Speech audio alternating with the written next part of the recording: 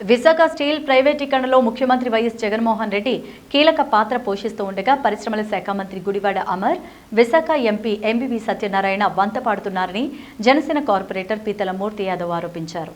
విశాఖలో ఏర్పాటు చేసిన మీడియా సమావేశంలో ఆయన మాట్లాడుతూ కడప స్టీల్ ప్లాంట్ అనే బిస్కెట్ వేస్తే విశాఖపట్నం స్టీల్ ప్లాంట్ బ్లాస్ట్ ఫర్నేజ్ను కానుకగా ఇచ్చేశారని మండిపడ్డారు.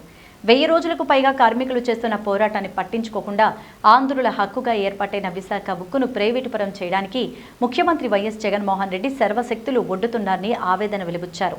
దీనిలో భాగంగానే విశాఖ స్టీల్ ప్లాంట్లోని బ్లాస్ట్ ఫర్నేజ్ను జిందాల్ కంపెనీకి అప్పగించారని తెలిపారు. ముఖ్యమంత్రి జగన్మోహన్ రెడ్డి జిందాల్కి ఇచ్చి ఆ ఆంధ్రుల హక్కు అయినటువంటి ఊపిరిని ఇవాళ తీసేశాడు. ఇవాళ అసలు ఆ యొక్క జిందాల్ సంస్థతో ఏంటి ఒప్పందం పత్రాలు ఎందుకు ఇవాళ మీరు బయటపెట్టడం లేదు?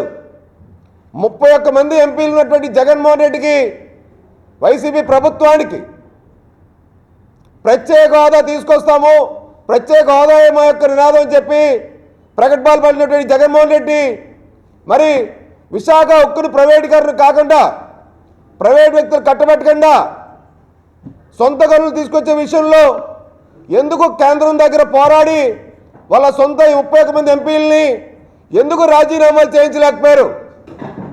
ఎందుకు వాళ్ళ పదవులు త్యాగం చేయలేకపోయారు? ఇదే ముఖ్యమంత్రి బాబాయ్ హత్య కేసులో సొంత తమ్ముడు కోసం అనేక మార్లు ఢిల్లీ వెళ్ళి ప్రధానమంత్రి దగ్గర మోకాలు చాచినటువంటి ముఖ్యమంత్రి మరి స్టీల్ ప్లాంట్ ప్రైవేటీకరణ విషయంలో, స్టీల్ ప్లాంట్ సొంత గనులు ఇవాళ కేటాయించే విషయంలో ఎందుకు కేంద్రం దగ్గరికి వెళ్ళి ఇవాళ అడగలేనటువంటి పరిస్థితి?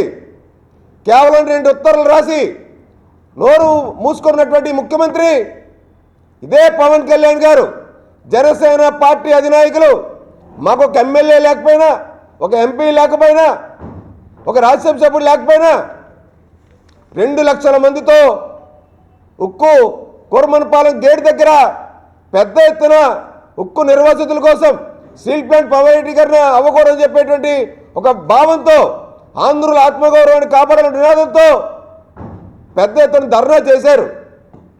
ప్రధానమంత్రి గారు విశాఖపట్నం వచ్చినప్పుడు కూడా నేవీ హౌస్లో కూర్చొని స్టీల్ ప్లాంట్ ప్రైవేటీకరణ చేయకూడదు, ఎంతోమంది ప్రాణత్యాగాలతో కూడుకుని ఏర్పడినటువంటి ప్లాంట్ని కాపాడుకోవాలి, సొంత గనులు కేటాయించాలని చెప్పి కోరినటువంటి మహానుభావ వ్యక్తి ఇవాళ పవన్ కళ్యాణ్ గారు. ఎప్పటికప్పుడు స్టీల్ ప్లాంట్ విషయంలో గాజువాకలో పారిశ్రామికంగా ఇవాళ అభివృద్ధి చెందిందంటే స్టీల్ ప్లాంటే ప్రధాన కారణం అని చెప్పి చెప్తా ఉన్నారు.